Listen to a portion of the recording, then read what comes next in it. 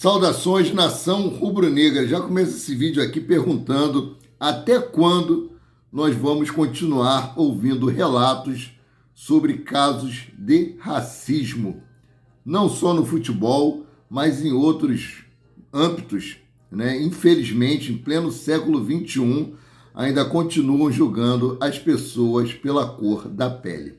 Flamengo joga mal, muito mal, e consegue vencer o Corinthians no apagar das luzes com gol de Léo Pereira, lesionado ainda por cima. Saudações rubro-negra para a maior e melhor torcida do mundo, a torcida do Mengão. Vem chegando nessa manhã de segunda-feira, recheado de informações.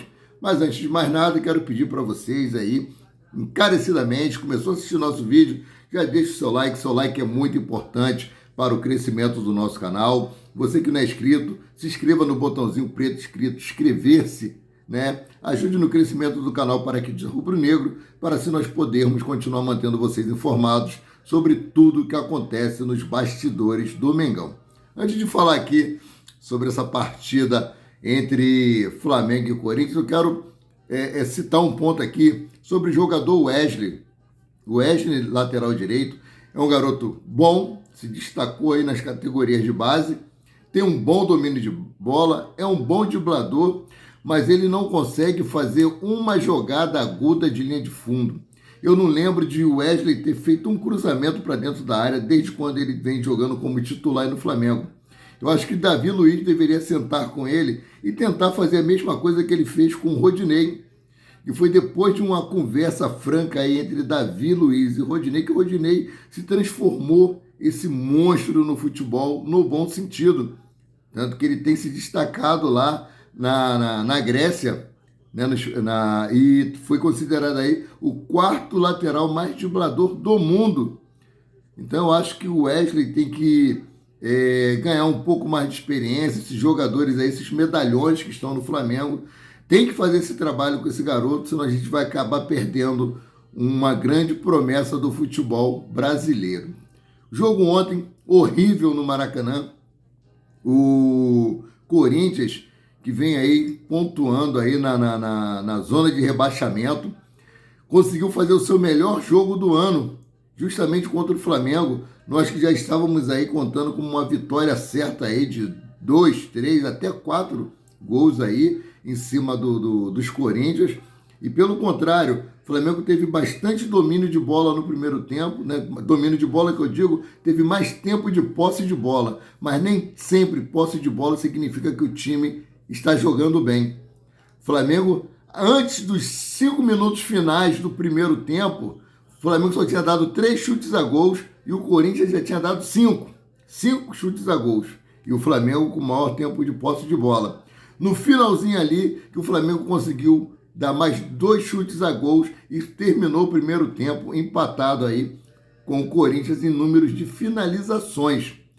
Então foi um jogo muito ruim, que salvou realmente foi aí o gol de Léo Pereira no apagar das luzes ali, o Léo Pereira lesionado, o técnico Jorge Sampaoli já não podia mais fazer substituições e pegou o zagueiro e colocou ele lá no ataque, e numa jogada ali aguda de Everton Cebolinha, cruzou a bola e ele subiu ali entre os zagueiros do Corinthians, que não fizeram quase nada, né? Não subiram para tentar atrapalhar o Léo Pereira. O Léo Pereira aí cabeceou e marcou o gol do Flamengo, e dessa forma o Flamengo chegou aí à 6ª colocação no campeonato brasileiro aí, se encostando aí nos líderes, né?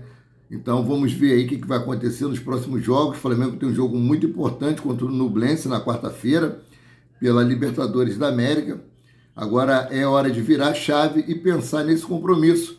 O Flamengo já se reapresenta hoje no CT Ninho do Urubu. Os jogadores que foram a campo, eles vão aí fazer o trabalho regenerativo na academia. Aqueles que não jogaram vão para campo treinar com o técnico Jorge Sampaoli. Lembrando que Everton Ribeiro sofreu uma lesão na coxa, deve ficar fora aí durante os 10 dias. E o caso aí do Arrascaeta não foi lesão, ele tem sofrido aí com muita carga, né, para poder se recuperar, para voltar logo aí aos gramados, e acabou sentindo a fadiga, cansaço mesmo, cansaço físico. e não teve condições de entrar em campo. O técnico Jorge Sampaoli queria utilizá-lo ali pelo menos durante uns primeiro tempo ali, ou até os 30 minutos do primeiro tempo, mas não teve condições de colocar aí o Arrascaeta em campo. Nós temos que também tomar muito cuidado com essa Arrascaeta dependência do Flamengo. Como eu já falei em outros vídeos, a Arrascaeta foi contratado em 2019 e até hoje nós não temos aí um substituto para a Arrascaeta, a altura de Arrascaeta, e nós ficamos nessa pendência toda. Então, o jogo ontem, Flamengo e Corinthians, quebrou recorde de público no Maracanã. Maracanã registrou aí 60.352 pagantes. São Paulo, que venceu do Vasco aí por 4-2, que tem aí também na sétima rodada, teve o segundo maior público com 57.399 torcedores. Então, na vitória do Flamengo aí sobre o Corinthians, né, registrou o maior público do Campeonato Brasileiro de 2023. O público pagante aí disse, como eu falei, 60.352, e o total de presentes foram 64.871. Aí tem crianças que não pagam, tem idosos, tem todo aquele critério, então tem aquela galera que entra ali no 0800, né? Então foi recorde da competição. Além disso, o jogo no Maracanã aí teve a maior renda bruta do brasileiro, R$ 3.616.817. Os números superaram aí os dos outros jogos da sétima rodada. E como eu falei lá em cima lá sobre Arrascaeta, o Thiago Maia abriu aí o jogo e falou sobre a situação de Arrascaeta. Disse o seguinte: o Flamengo sentiu a falta de Arrascaeta, que sentiu no aquecimento e não jogou. Vitor Hugo o substituiu e não fez uma boa partida. Então, seguindo aqui com essa mística, né? E Thiago Maia disse o seguinte sobre Arrascaeta: vou deixar esse BO para Jorge Sampaoli resolver, mas ainda bem que só dores musculares, não é lesão grave. Acho que fica aí mais para a questão de recuperação mesmo, com uma boa noite de sono, e nós sabíamos o quanto a Arrascaeta queria estar nesse jogo. Ainda tentou ali no aquecimento, mas viu que não dava, e assim, acho que ele fez certo, ainda mais sabendo que teria alguém para substituir, declarou Thiago Maia aí na zona mista. Então vamos mudar aqui de assunto, tem muita coisa aí para vocês. Como eu falei da Arrasca dependência, né? Infelizmente aí com o Eric Pulgar, Vitor Hugo e Gerson, o time do Flamengo não teve aí criatividade e não conseguiu conectar aí o meio de campo com Pedro e Gabigol. O Pedro que ficou praticamente sumido aí na partida. Eu acho que o Pedro tocou na bola aí umas 3 ou 4 vezes apenas. E o Flamengo só conseguiu aí pressionar nos minutos finais aí, com finalizações consecutivas de fora da área. Coisa que está faltando muito para o Flamengo também. Chutar de fora da área. Os jogadores do Flamengo não chutam de fora da área. Eu não sei que medo é esse que eles têm. Os treinamentos de finalização no CT do Urubu não está dando segurança para esses jogadores.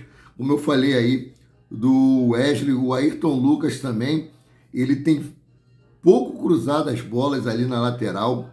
Ele até faz mais do que o Wesley, quer dizer, o Wesley nem faz, mas eu acho que por melhor que tenha sido feita aí, tenha sido as partidas de Ayrton Lucas, ele peca muito nesse fundamento também. Então, o técnico Jorge Sampaoli aí prometeu exigir mais para adequar o Flamengo ao seu estilo de jogo, né? Ele disse o seguinte, abre aspas aqui: trabalhar, trabalhar e trabalhar. Após a partida de ontem, após a vitória, né, do futebol pobre que o Flamengo demonstrou, o treinador voltou a criticar o comando anterior e diz que é preciso de muita repetição para se chegar ao ideal. Sampaoli admitiu aí que o Flamengo esteve abaixo. Pô, óbvio, né? Não tem nem como negar isso. E ele disse o seguinte aqui, abre aspas: o time ganhou um jogo importante, sem jogar como jogou contra o Fluminense. O time vem aí de uma sequência muito forte, né? E sentiu aí os 5 jogos em 12 dias. E essa partida também, considero que hoje o time ganhou um jogo difícil. Cada vitória ajuda que o processo continue corrigindo-se, fecha aspas. Questionado aí se tem sobrecarregado a equipe em face das lesões musculares e se aumentou a carga de treinamento em relação ao que fazia a comissão do técnico Vitor Pereira, Sampaoli afirmou aí a preparação física do Flamengo era diferente e inadequada para o seu estilo de jogo antes de chegar ao clube. Realmente, nós sabemos que o Flamengo aí está pagando por uma má pré-temporada, já falei isso várias vezes, torno a repetir. Aqueles 45 dias de férias também influenciaram muito e a pouca carga de treino que o técnico anterior dava aí ao time, e agora nós estamos tendo os reflexos com relação a isso. Então, vamos seguindo aqui. Sampa disse o seguinte: eu recebi o time de uma forma e a única maneira de modificar a forma é trabalhando. Não vejo outra forma de melhorar o time. É assim mesmo, tem esse tipo de consequência. Para mim, seria muito mais fácil não trabalhar. Para jogar a intensidade que pretendo, é preciso trabalhar e exigir muito mais. É isso aí.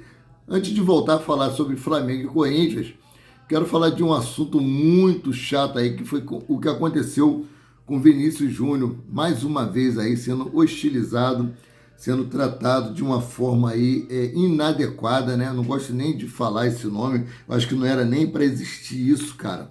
Não era nem para existir isso. E a CBF e Gabigol aí mandaram recados para Vinícius Júnior do Real Madrid.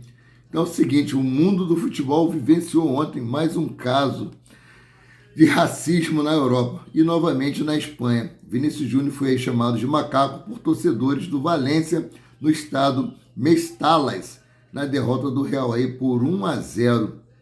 A partida ficou paralisada aí por alguns minutos, mas não houve nenhuma punição. Olha o absurdo, né? Os ataques começaram aí aos 27 minutos do segundo tempo e ao identificar os torcedores, o atacante denunciou ao árbitro e em seguida cânticos racistas tomaram conta do estádio e a partida foi paralisada até que torcedores parassem a pedido do sistema de som. E no final da partida ainda, olha o absurdo, novamente uma confusão, Vinícius foi enforcado, empurrado por jogadores de Valência e ao se defender foi expulso. Olha só a repercussão, o cara de vítima passou aí a ser culpado de algo que aconteceu dentro do campo. Ele foi empurrado por jogadores do Valência, foi se defender e foi expulso. Cara, isso tem que acabar. Essa implicância com o Vinícius Júnior tem que acabar. Então, todo o meu carinho, toda a minha solidariedade a Vinícius Júnior. Força, Vini, força. Todos nós estamos com você. A CBF se pronunciou sobre o episódio ocorrido ontem, né? E a entidade brasileira repudiou os ataques e desejou força ao jogador. Abre aspas. Até quando ainda vamos vivenciar, em pleno século XXI, episódios como o que acabamos de presenciar? Mais uma vez em La Liga. Até quando a humanidade ainda será apenas espectadora e cúmplice de atos cruéis de racismo? Até quando vamos presenciar, lembrar que é crime? Até quando vamos ter que lutar por atitudes concretas e eficazes dentro e fora dos campos? Não há alegria aonde há racismo. Você tem todo o nosso carinho e de todos nós brasileiros. Vinícius Júnior, não só você, mas todos que sofreram e sofrem essa doença mundial que é o racismo. A cor da pele não pode mais incomodar. Fecha aspas aí, concluiu a CBF. E o Gabigol também se pronunciou aí por meio do seu Twitter, né, na sua conta do Twitter. E Gabigol aí disse o seguinte: não foi a primeira vez, nem a segunda e nem a terceira. O racismo é normal na La Liga. A competição acha normal. A federação tem os adversários e incentivam. Lamento muito o campeonato que foi de Ronaldinho, Ronaldo, Cristiano e Messi, hoje é dos racistas. Uma nação. Infelizmente, é o que está acontecendo com frequência na La Liga, né, cara? Então, mais uma vez, toda a minha solidariedade a você, Vinícius Júnior. Então, vamos seguindo aqui com outro assunto. Bom, o colunista Renato Maurício Prada aí novamente criticou o técnico Jorge Sampaoli durante o Fim de Papo, programa que é da UOL Esporte e transmitido aí após a partida do Flamengo e Corinthians. O motivo é a insistência dele com o meia Arturo Vidal. Abre aspas. Só ele não vê. O Vidal não é mais jogador de futebol. Só o São Paulo não vê isso. Ele só pega a bola e só entrega para o cara que está ao lado ou atrás. Ele não faz mais coisa nenhuma. Ele é uma inutilidade absoluta. Então, quando o Vidal entra, o Flamengo passa a jogar com menos um. Concordo com ele. Né? O Vidal aí, ele não vem jogando bem já há muito tempo. E essa insistência insana de Jorge Sampaoli com ele é inadmissível. Eu não vou culpar o Jorge Sampaoli em tudo que está acontecendo no Flamengo. Já falo, isso é uma má gestão, um mau planejamento.